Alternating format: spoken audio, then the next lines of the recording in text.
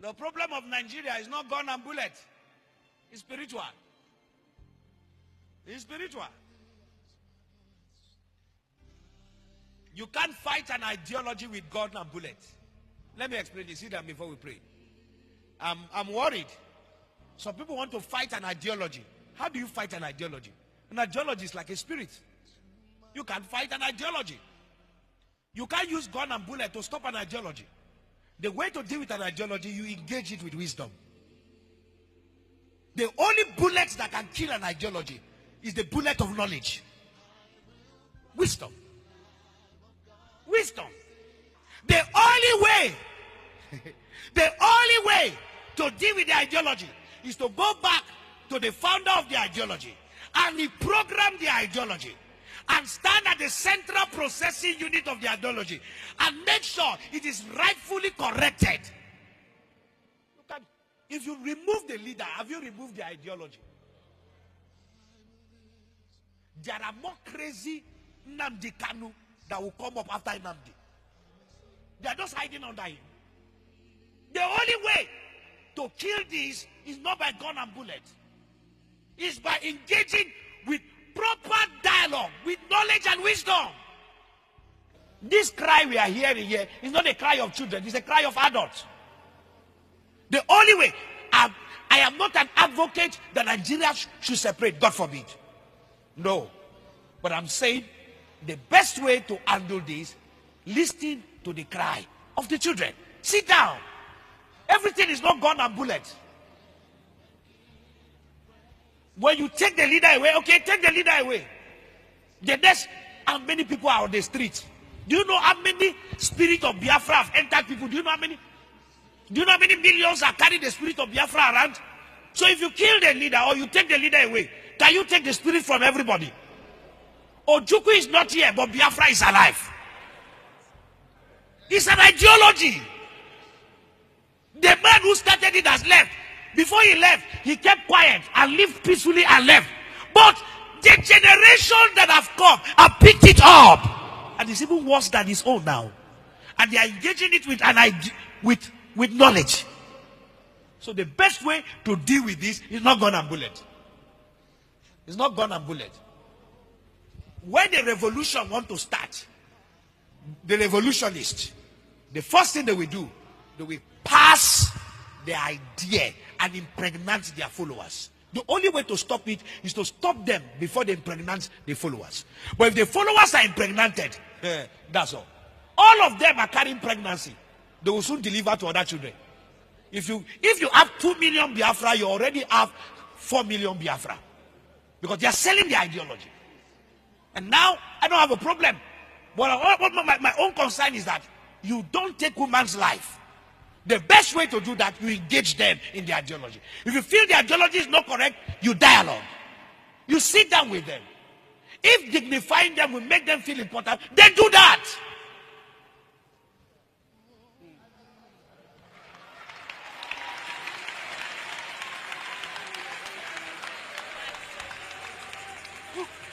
We can't be killing people and we are getting excited. No. Boko Haram is a terrorist group. Have you stopped them from killing? Are they not still killing? They're still killing. Did it start as a peaceful group? Yes. Were the ideology crazy? Yes. How do you engage it? Engage the leaders. And you see, some of these things are very spiritual. They are very spiritual. Very spiritual. See, something that can die within 15 days, it can stay there for 15 years. Because the way leaders are handling it. The issue of Biafra is so simple. You are agitating? Is this what you want? Then conform. Okay, let's do a referendum. Let's see how popular this your thing is. Or restructure Nigeria. That's all. Sit down with these boys. Make them feel important. How did the unrest in Niger Delta died? Yaradua did dialogue. That's the best way. This thing, everything gone, bullet, everything, fight. Aggression, it will take us nowhere. The world is too civilized. Look at America. Look at the way they abuse Trump and they say everything. The guy with those bands and tweet again. He tweets and continue his life. That is what we call civilization. That is what we call. You can abuse me to hell. Say whatever you want to say. It doesn't stop it. I am the president and I am the commander in charge of wherever you are. You abuse, but I'm still your president. These things are just simple maturity. To fill a political office is not maturity. It's an appointment. I'm worried. I started talking about Biafra before this happened. And I was saying, let's kill this thing. Dialogue. Dialogue. Even we as fathers, our children will just do some things and we see it very stupid. But we have to give them audience. I just hear them and let them talk. And when they talk, what do? We talk and advise them. Sitting down at the table and talking, even to take us to discuss for 1 month, for life not to be lost, is more important than losing lives. If we have to engage Nnamdi Kanu and all the Biafra discussing, young man, what do you want? Let's do night vigil in discussing than losing millions of souls. Discussion, dialogue will never kill anybody, but bullets will kill. Give Jesus a... Nigerians are using guns, forces, arms to intimidate the Igbo youths, the resilient people of the southeastern Nigeria, thinking that they will be just, intimidated out so easily to drop agitation for Biafra. Not knowing that the more they go to southeastern Nigeria with arms, the more courage they give the Igbos to stand on their rights. Because you cannot just do this kind of thing to people in this present time by force. You use diplomacy, internationally and locally. You use dialogue. There are things you can do to a people for what? A reconciliation meeting. So that everybody will begin to understand themselves, so that peace and unity should come in. But in a situation whereby you arm yourself, you think you are better than the other person, money will exchange hand. And you know, I will tell you outright that if you are using Nigerian money, Igbo man will use their money. Igbo man will use his money and buy arms. Remember that the money you are using is for public in Nigeria. Remember that people that are going to buy those guns, they will take their commission. Indiscipline and corruption will play out. They won't come with the sophisticated weapon you actually bargain for.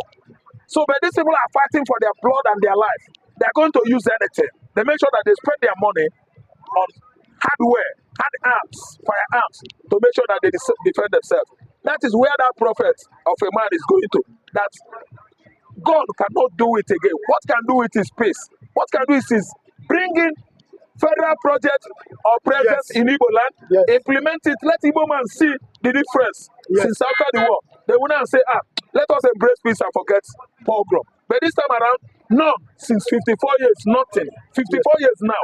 And Tinubu has gone there and turned his back on the Igbos. To the level that Igbo man won an election last year, you seize the mandate. Is it good? Okay, you say want them to be slave in the so-called their land. Nigeria is said is their land. Nigeria is for everybody. Nigeria is not for everybody. Igbo man has outrightly seen it that Nigeria is not for Igbo man. Nigeria is for them.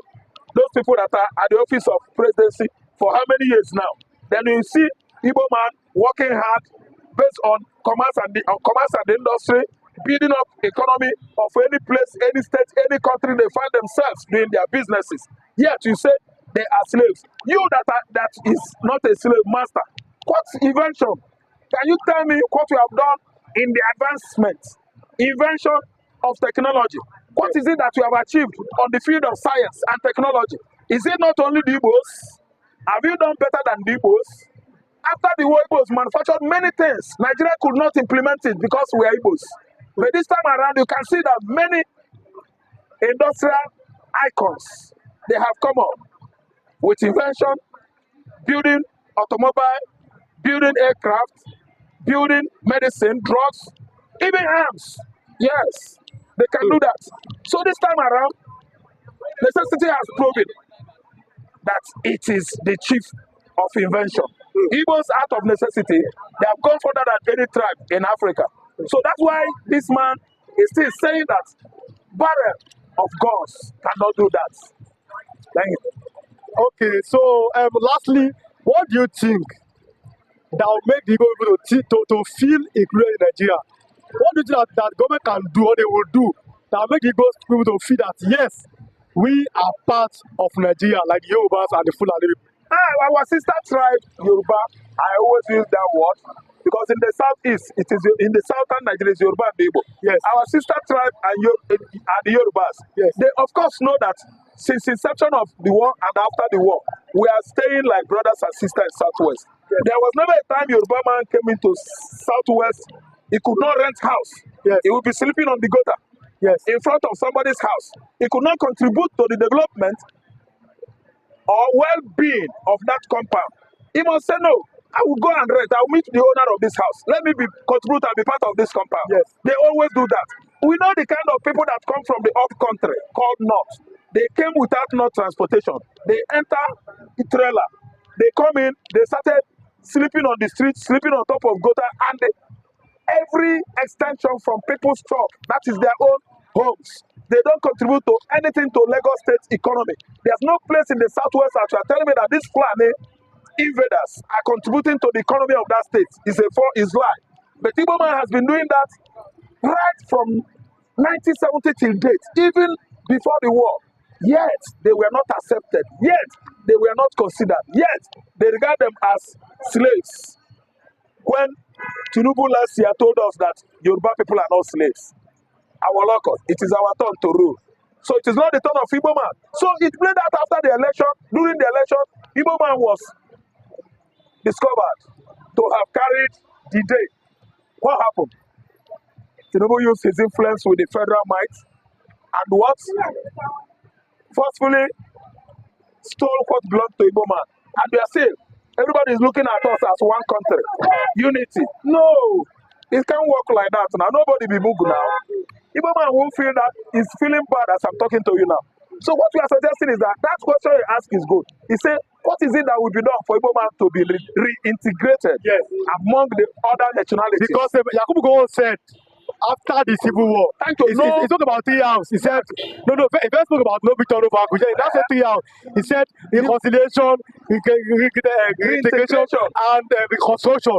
But like I've been saying, I've not seen any of them being done. At all. That's no reconciliation, no reintegration, no reconstruction. Yes. We have never been included in the government of Nigeria. Running the economy of Nigeria as in modern machinery called government.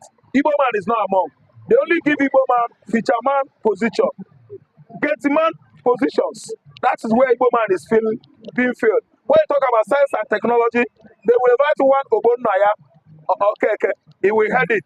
Where there is much work to be done, they will invite one Patrick Kingige. He will be there. But that office of the president, they did not allow them. And you see what played out when we are operating regional system of government. Yes. The southeastern Nigeria is okay, southwest is okay, everywhere is okay. Yes. These people, they just mounted the whole offices of the federation, not imbibing the true federal character that was already down on the constitution of Nigeria. Igbo man should be reintegrated. Yes. Let me tell you, I suggest when Tinubu do the needful, it starts now because Tinubu has already hijacked power. He should do the needful. The ball is on his court. We don't need to tell him what to do. Yes.